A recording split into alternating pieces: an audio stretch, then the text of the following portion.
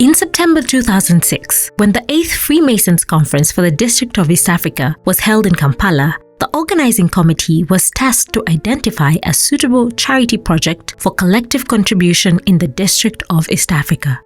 This is the genesis of the Masonic community's journey with the Uganda Spastic Society, now known as the Kampala School for the Physically Handicapped. Masons from all over East Africa and further afield came and participated, and at that time we decided that as Masons, in keeping with the principles of charity and relief, we were looking for a project where Masons can put their might together and assist.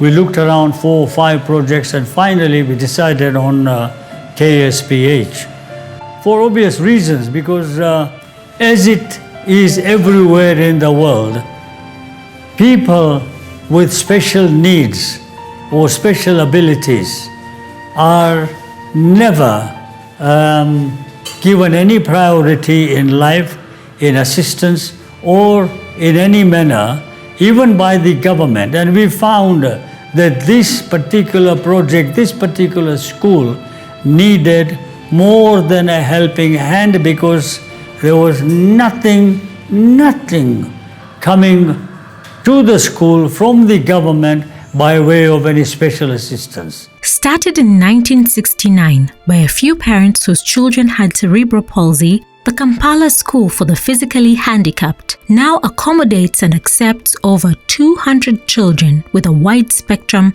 of physical disability. However, even with a noble cause to educate, rehabilitate, and equip differently abled children, the school's meager resources meant that their abilities were capped.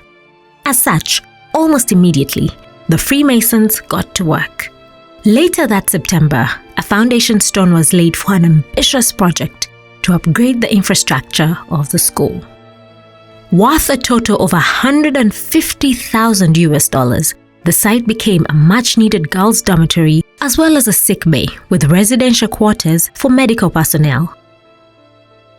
The school's journey with Freemasons started in 2006, and the first huge support they gave was construction of one of the girls' dormitories along with a sick bay. Actually, for a long time we had a challenge of having a visiting doctor, because he required to have a residential nurse and we didn't have accommodation for the nurse. So when they constructed the dormitory, they attached a sick bay and residence for the nurse.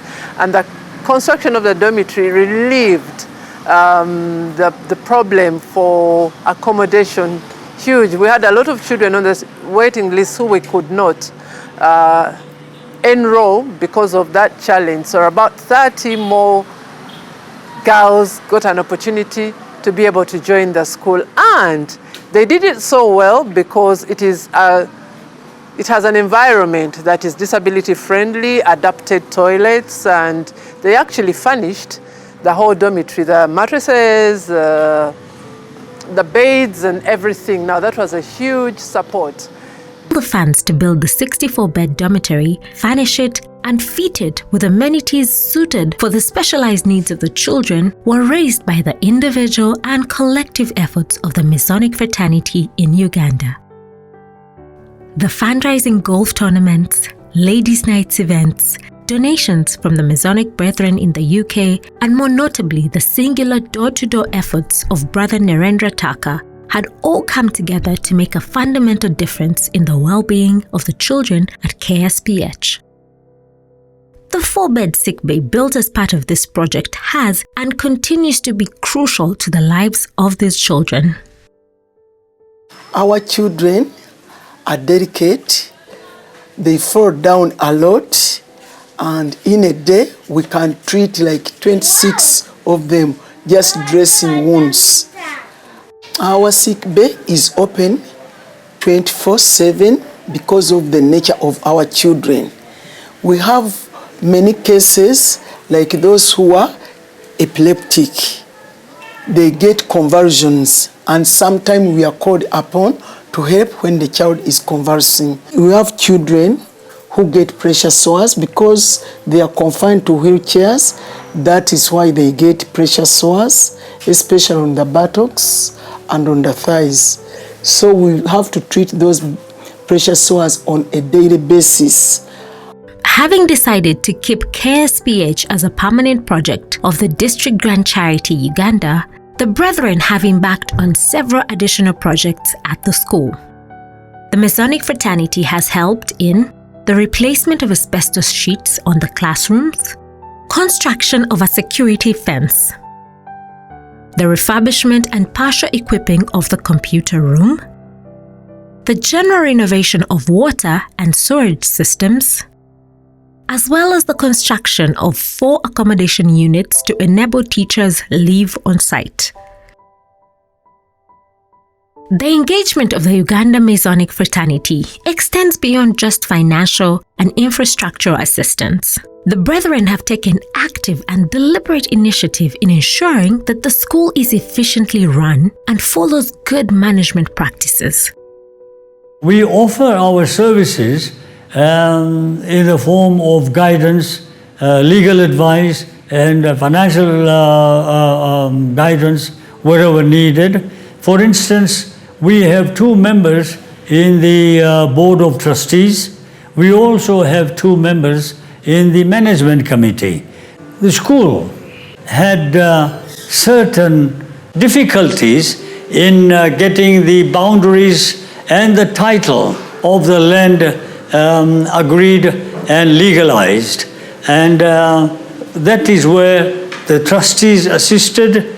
They came into the picture when in fact not only the land issue but the whole documentation of the trust deed and the registration with the land board, all that was streamlined and legalized after our joining hands with KSPH. The head of the development subcommittee is one of the Freemasons, and that has helped us a lot to work through things like having the school resurveyed, opening the boundaries, having the master plan, and all those things you require before you can do any construction, which previously we could not even do because there are requirements by the city authorities. If you have to go ahead and do all those things, but they are done professionally and very expensive. As the school celebrates its 50th anniversary in October 2019, the Masonic community is working towards making the next 50 years even better than the last, especially by tackling the school's current challenges.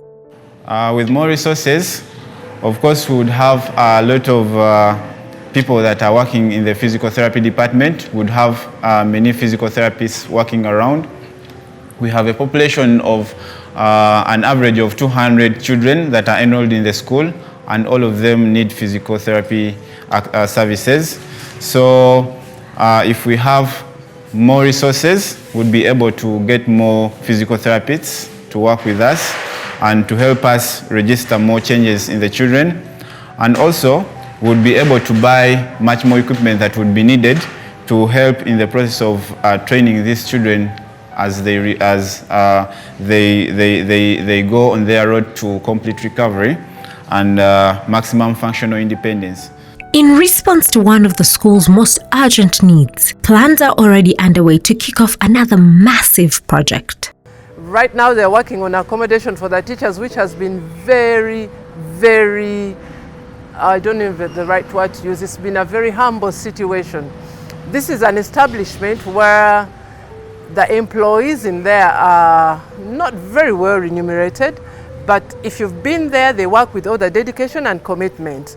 While it may be hard to financially remunerate everybody to what you would require them to be, at least if they have facilities that allow them to, a certain degree, comfortably live with their families, then they'll be committed to the work. And of the 45 staff members in this school, just about not even 20 of them reside in the school. Yet it is an establishment where you need many of them to be on the campus because there are quite a number of complications and challenges that can happen even on weekend or any time out of school time that you need as much support as possible. For example, none of the therapists stays at the school. Construction will begin in October 2019, but with each apartment valued at $13,000.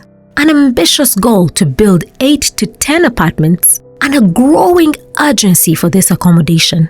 Urgent assistance is required to ensure timely completion.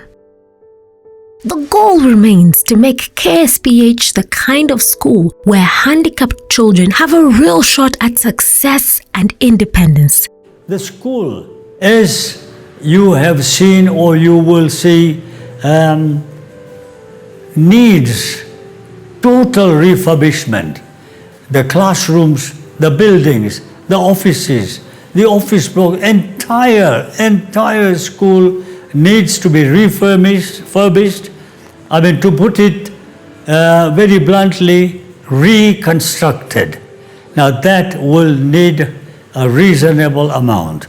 Now, if we as Freemasons in East Africa, if we do join hands, this can be a most modern school in every respect, not only from the point of view of structure, but also from the point of view of these techniques, the ability to train and to assist the needy.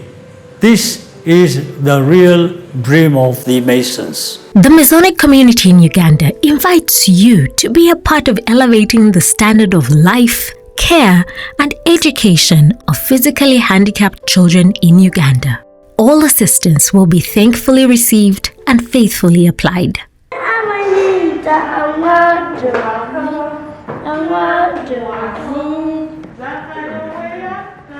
Zatarata,